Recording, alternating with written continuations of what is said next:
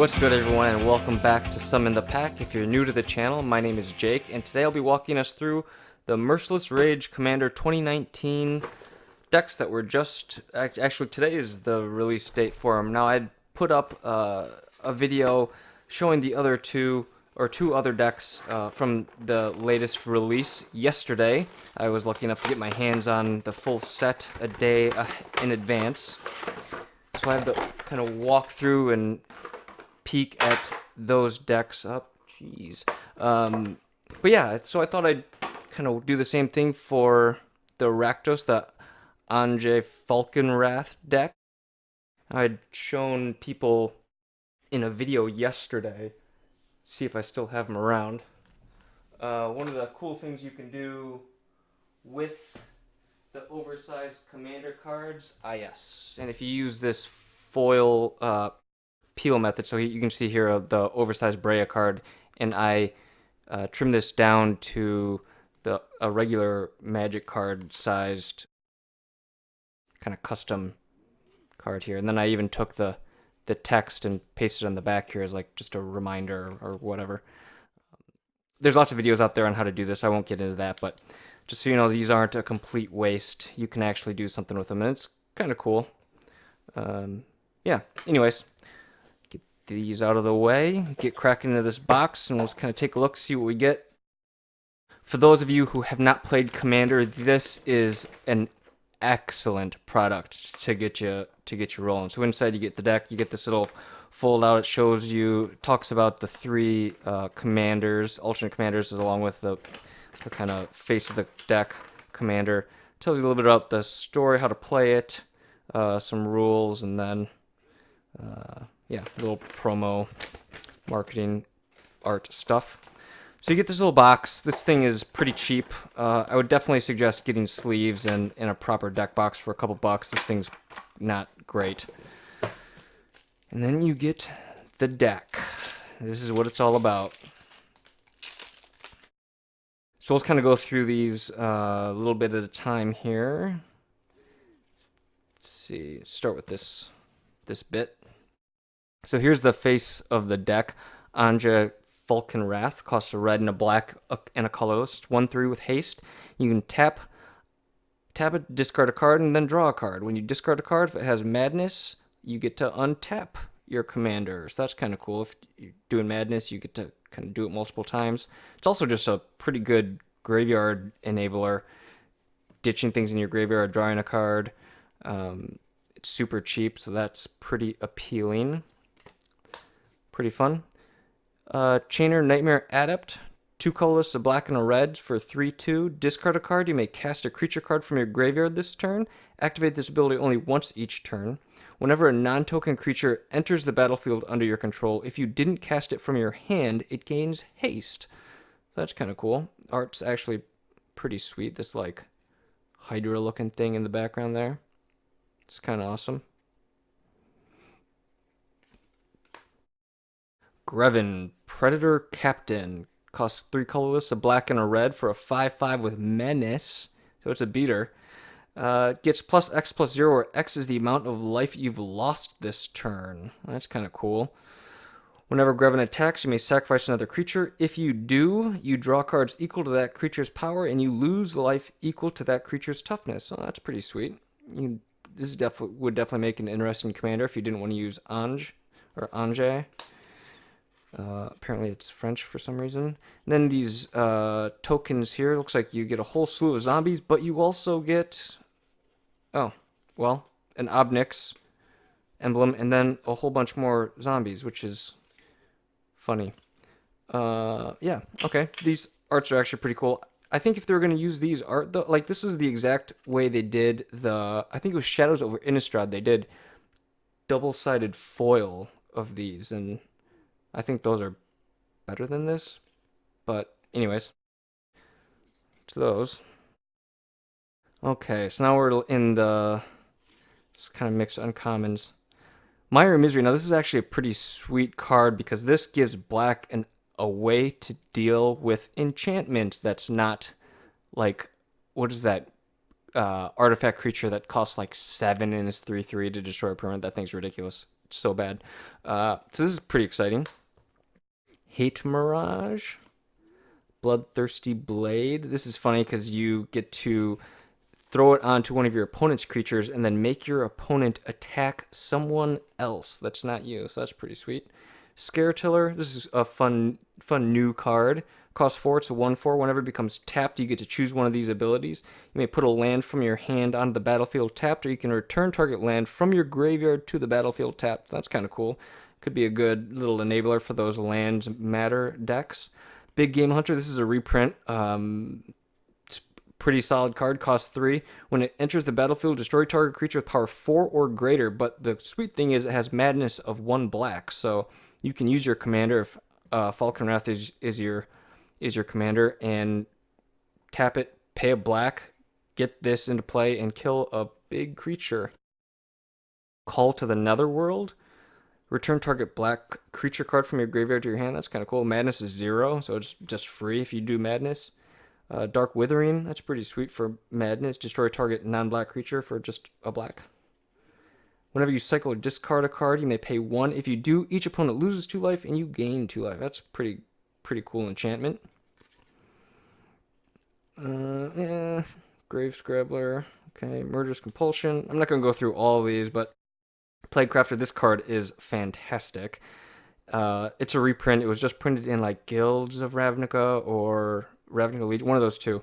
One of the more recent sets, but this card is fantastic. Sanitarium Scourge is another reprint. The Ellis Reborn, Dominaria reprint. Zombie Infestation. This is great. Discard 2 cards, create a 2/2 black zombie creature token. So this allows you to discard cards for Madness, and you also get some value out of it with this 2/2 zombie. Fairy Temper, Alvin Whispers. A couple just more Madness cards.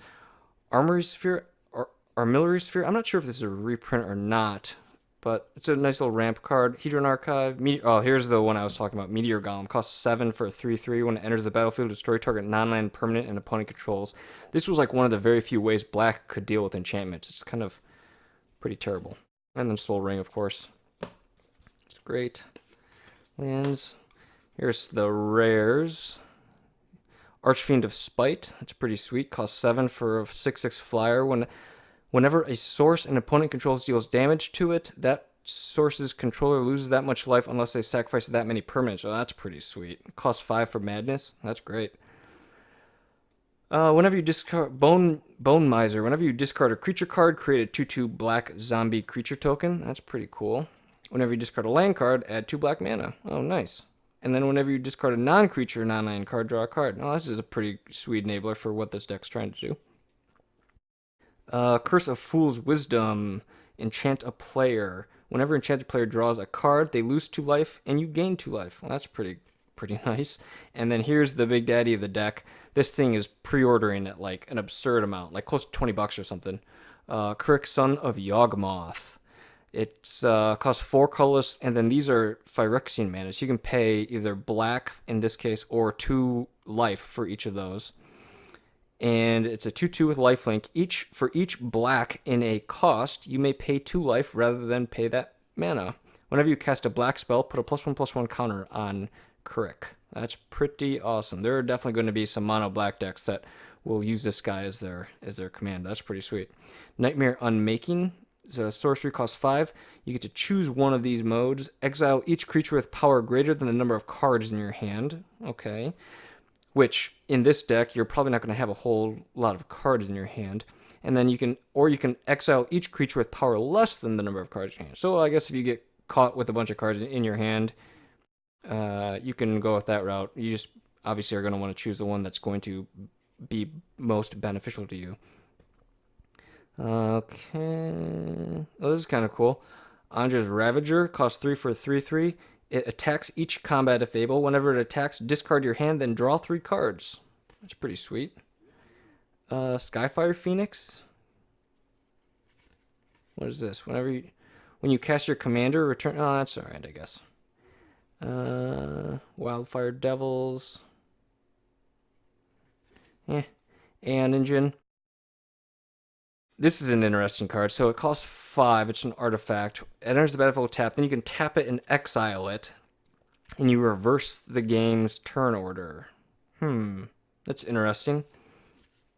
Sanctum of Eternity. You can pay 2 and tap it. Return target commander you own from the battlefield to your hand. Activate the facility only during your turn. So, interesting.